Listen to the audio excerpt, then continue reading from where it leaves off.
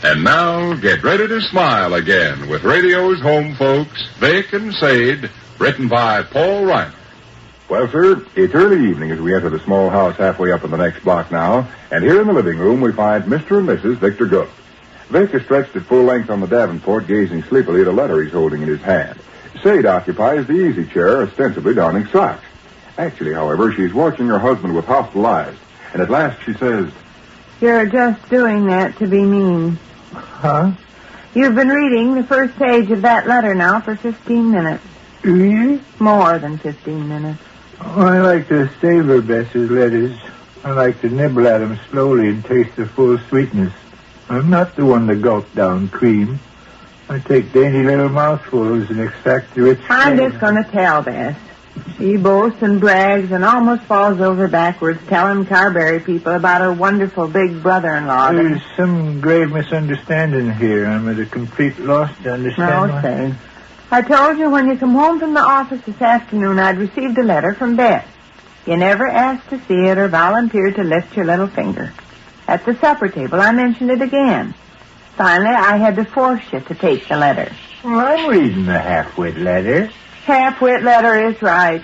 I don't know what you're complaining about. 20 minutes have gone past since you laid down there and you're still on the first page. I struck a snag. What? Bess is talking about something down near the bottom here I can't make out. Want me to read it to you? Yes. Actually, Vic, I'd be ashamed. Here, catch. Now, don't you dare throw that. Well, I'll toss it in your lap. No, you won't. I suppose Bess would be mortally insulted if I tossed her precious letter across. Lay still. I'll get up and come over. Her eyes light up when she tells Carberry people about her magnificent brother-in-law. He's got this wonderful office, she'll say. He's got his own private telephone and special young lady to operate the typewriter and wears a clean white shirt to work every day of his life. Here's the letter. How far down have you read? Oh, down about the middle. What's she talking about? What's you talking about? Bess. I expect I'm pretty dull this evening, but I don't... What's Bess talking about at the place you quit reading? I want to know where to begin. Oh, just begin any old place.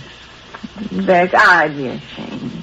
I would. I certainly would. Oh, kiddo, do we have to go through this rigmarole every time? Well, whose fault is it? I don't know. All I know is stark tragedy stalks in our home. Where'd you leave off here? Huh? Where'd you leave off reading? Oh, Walter's kneecap. You were reading about Walter's kneecap when I interrupted you? Yes. That's only the second sentence. Is it? You've been laying there on the davenport 20 minutes reading Bess's letter and only got to the second sentence. Well, I digest what I read. I weigh every word. In order to extract the pure gold, I don't my know. time. I just don't know. Oh, kiddo, don't you think this is just a bit ridiculous? Yes, I do. If you pause a moment and reflect that all this bitterness and grief revolves around the fact... Exactly. At least you can listen. Sure. Dear sister-in-law, thought I would write and see how you are feeling. We are fine, and Walter's kneecap seems to have let up definitely on the twinges. Knock wood. Poor Bess. Oh, sausages. Poor Bess.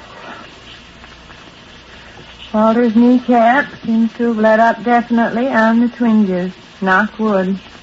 All right, pound on the arm of the davenport again. I'm not opening my trap. How is Vic? How is Vic? Mm-hmm. How is Vic?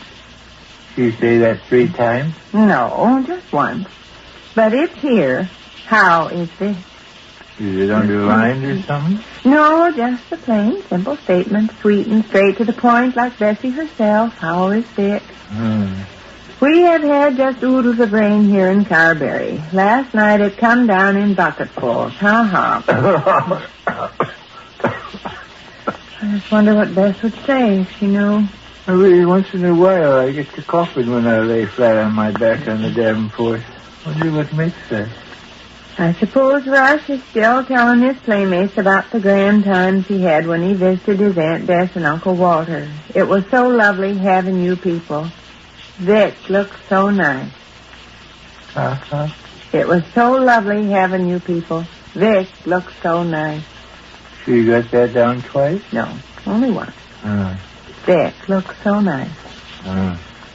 Uncy has started to memorize a new piece on the piano that's every bit as difficult as Aurora Borealis Elegy and Gallop, where she stomps on the loud pedal with both feet and scrapes her fingernail down along the white keys.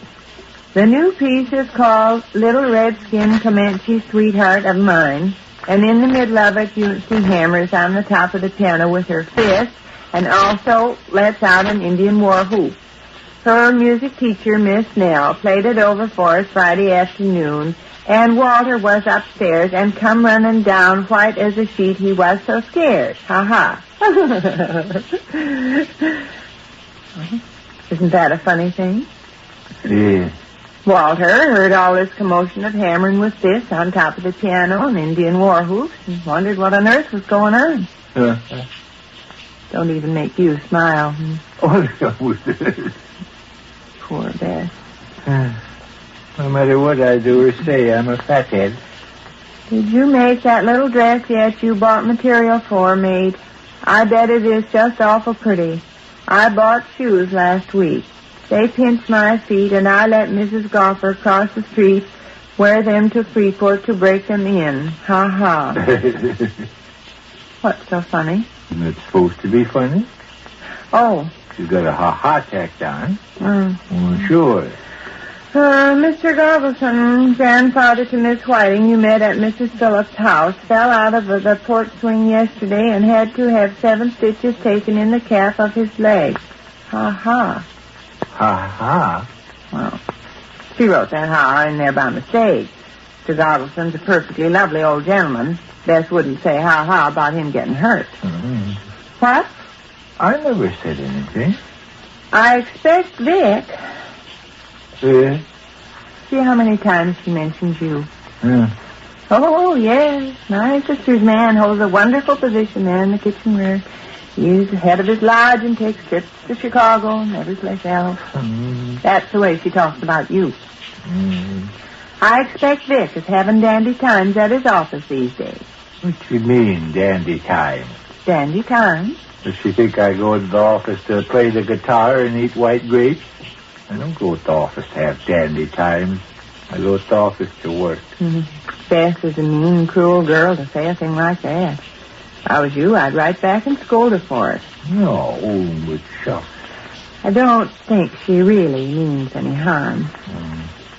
I expect Vic is having dandy times at his office these days. Well, he certainly deserves it. Yeah. Yes? Nothing. By the way, mate, you can tell him our neighbor, Miss Frostgum, passed a cute little compliment on him. Your sister's husband, Miss Happer, she says, is quite distinguished looking. Ha-ha. Remember Miss Frostgum? She was a lady, rushed into the kitchen that Sunday morning, and we were there and borrowed the cup of butter. Wore the last excited shoes, remember, alternate white and gold teeth. Speaking of Miss Frostgum, she and Mrs. Richard, looks like, Richard Fisher. Speaking of Miss Frostgum, she and Miss Fisher went to someplace. Newton, I guess. Darn Bess, when she gets down close to the end of her letter, she tries to cram a whole bunch of stuff in a little rotten bit of space. Speaking of Miss Frostgum, she and Miss Fisher went to Newton to buy something. Can't make out that word at all. I expect Rush is something or other, something quite a good deal here lately. Ha-ha. Something. And I know you'll agree. Gollies, nobody could make this out. Well, I guess I will. Something or other, when you can. Something or other, something or other, something. Love to all, your sister Bess. Nice little letter, And not such a terrible ordeal to have to listen to either, Vic?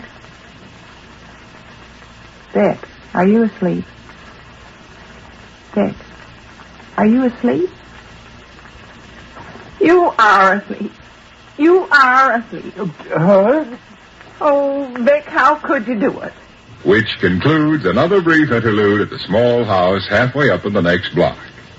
And so we leave Mrs. Beach and Crisco's Vic and Sade until the next time. Don't forget to listen.